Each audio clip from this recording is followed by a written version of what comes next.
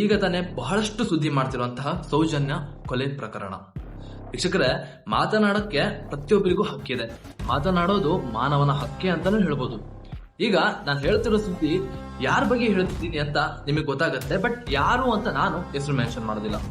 ಅವರ ಹೆಸರು ನಾನು ಈಗ ಮರುನಾಮಕರಣ ಮಾಡ್ತೀನಿ, ಕೃಷ್ಣ ಅನ್ಕೊಳ್ಳಿ. ಯೂಟ್ಯೂಬರ್ ಕೃಷ್ಣನ ಕೆಲಸಕ್ಕೆ ನಿಜವಾಗ್ಲೂ ಹ್ಯಾಟ್ಸ್ ಆಫ್ ಹೇಳ್ತೀನಿ. ಅವನ ಒಂದು ಡೆಡಿಕೇಶನ್ ಆಗಿರ್ಬೋದು ಅಥವಾ ಅವನು ಡಾಟಾ ಕಲೆಕ್ಟ್ ಮಾಡಿದಂತಹ ರೀತಿನೇ ಆಗಿರ್ಬೋದು, ಅಷ್ಟೇ ಅಲ್ಲ ಅವನ ಧೈರ್ಯಕ್ಕೂ ಮೆಚ್ಚಿ ಶಬಾಷ್ ಹೇಳಲೇಬೇಕಾಗ್ತದೆ.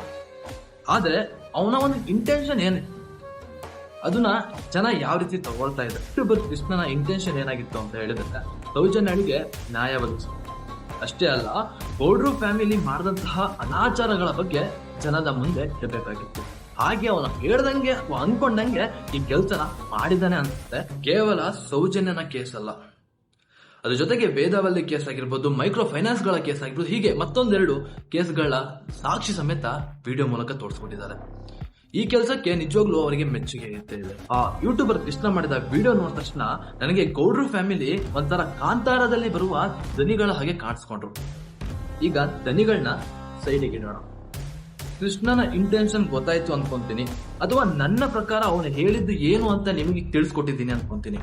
ಈಗ ಒಂದೆರಡು ದಿನ ಹಿಂದಿನಿಂದ ನೋಡ್ತಾ ಬಂದ್ರೆ ಒಂದಿಷ್ಟು ಜನ ಒಂದಿಷ್ಟು ಸ್ಟೇಟ್ಮೆಂಟ್ಗಳನ್ನ ಕೊಡೋದಾಗಿರ್ಲಿ ಅಥವಾ ಸ್ಟೇಟಸ್ಗಳನ್ನ ಹಾಕೋದಾಗಿರ್ಲಿ, ಸ್ಟೋರಿಗಳನ್ನ ಹಾಕೋದ್ರ ಮೂಲಕ ಅವರ ಅಭಿಪ್ರಾಯನ ವ್ಯಕ್ತಪಡಿಸಿದ್ದಾರೆ. ಯಾರು ಹೇಳಿದ್ರು ಅಂತ ನಾನು ಹೇಳ್ತಿಲ್ಲ, ಏನ್ ಹೇಳಿದ್ರು ಅನ್ನೋದನ್ನ ಒಂದೆರಡು ಲೈನ ಓದಿ ಹೇಳ್ತೀನಿ ನೋಡಿ.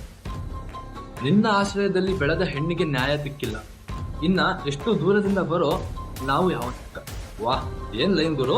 ಅದು ಕೆಳಗಡೆ ದೇವಸ್ಥಾನದ ಭಾವಚಿತ್ರ ಇದೆ. ಇನ್ನೊಂದು ಲೈನ್ ಇದೆ, ಧರ್ಮಸ್ಥಳದಲ್ಲಿ ಧರ್ಮಕ್ಕೆ ಜಾಗ ಇಲ್ಲ. ಯಾವ ರೀತಿನೋ ಇದು ಧರ್ಮಸ್ಥಳ ಅಲ್ಲ, ಧರ್ಮಸ್ಥಳಕ್ಕೆ ರಾಂಗ್ ಮಾರ್ಕ್ ಹಾಕಿದ್ದಾರೆ, ಪಕ್ಕದಲ್ಲಿ ಅಧರ್ಮಸ್ಥಳ ಅಂತ ಬಿಟ್ಟು ರೈಟ್ ಮಾರ್ಕ್ ಹಾಕಿದ್ದಾರೆ. ಇಂಥ ಪೋಸ್ಟ್ ಹಾಕೋರಿಗೆ ಏನ್ ಹೇಳ್ಬೇಕು ಅರ್ಥ ಆಗ್ತಾ ಇಲ್ಲ ನನಗೆ.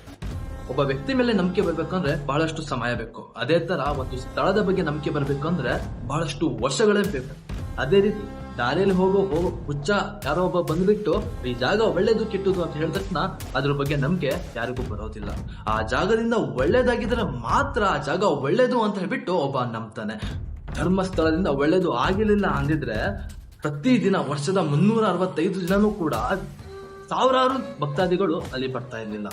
ಬಂದ್ರು ಕೂಡ ಬೆಳಗಿನ ಜಾವ ಬೇಗ ಎದ್ದು, ಅಂದ್ರೆ 3 ಗಂಟೆಗೆ ಎದ್ಬಿಟ್ಟು ತಣ್ಣೀರಲ್ಲಿ ಸ್ನಾನ ಮಾಡಿ 2 ರಿಂದ 3 ಸೆಕೆಂಡ್ ದರ್ಶನ ಪಡೆಯೋದಕ್ಕೆ ಗಂಟೆ ಕ್ಯೂ ನಿಲ್ತಿದ್ದಿಲ್ಲ. ದರ್ಶನ ಪಡಿಬೇಕಾದ್ರೆ ನಂಬಿಕೆಯಿಂದ ಕೈ ಕಟ್ಟಿ ತಲೆ ಬಗ್ಸಿ ಕಣ್ಣುಚ್ಚಿ ನಿಲ್ಲಕ್ಕೆ ಸಾಧ್ಯನೇ ಇರ್ತಿರ್ಲಿಲ್ಲ. ಕೇಸ್ ಇರೋದು ಸೌಜನ್ಯ ಹಾಗೂ ಗೌಡ್ರು ಫ್ಯಾಮಿಲಿನಲ್ಲಿ. ಅಷ್ಟೇ ಅಲ್ಲ, ಬೆಳ್ತಂಗಡಿಯಲ್ಲಿ ನಡೆದಂತಹ ಅನಾಚಾರಗಳು ಮತ್ತೆ ಗೌಡ್ರು ಫ್ಯಾಮಿಲಿಗಳೇ. ಇದನ್ನ ಯೂಟ್ಯೂಬರ್ ಕೃಷ್ಣ ಅವರು ಇದನ್ನೇ ಹೇಳಿದ ಅಂತ ನಾನು ಅನ್ಕೊಂಡಿದ್ದೀನಿ, ಗೊತ್ತಿಲ್ಲ. ಬಟ್ ಫ್ಯಾಕ್ಟ್ ಇರೋದು ಇದೆ.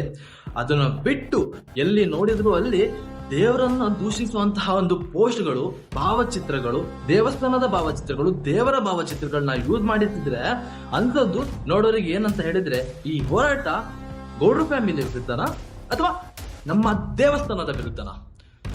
ಸರಿಯಾಗಿ ತಿಳ್ಕೊಳ್ಳಿ. ಅಪ್ಪ ಪೊಲೀಸ್ ಆದ ಮಾತ್ರಕ್ಕೆ ಮಗನು ಪೊಲೀಸ್ ಆಗ್ಬೇಕಂತ ಏನಿಲ್ಲ, ಕಳ್ಳ ಕೂಡ ಆಗ್ಬೋದು.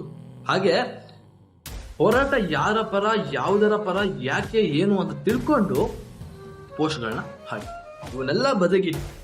ಈಗ ಯೂಟ್ಯೂಬರ್ ಕೃಷ್ಣ ಹೇಳ್ದಂಗೆ ಇವೆಲ್ಲ ಅನಾಚಾರಗಳಿಗೆ ಗೌಡ್ರು ಮನೆತನನೇ ಕಾರಣವಾಗಿದ್ರೆ ಖಂಡಿತ ವೀಕ್ಷಕರೇ, ಈ ಒಂದು ಹೋರಾಟದಲ್ಲಿ ನಿಮ್ ಜೊತೆ ನಾವು ಕೂಡ ಆಗ್ತೇವೆ.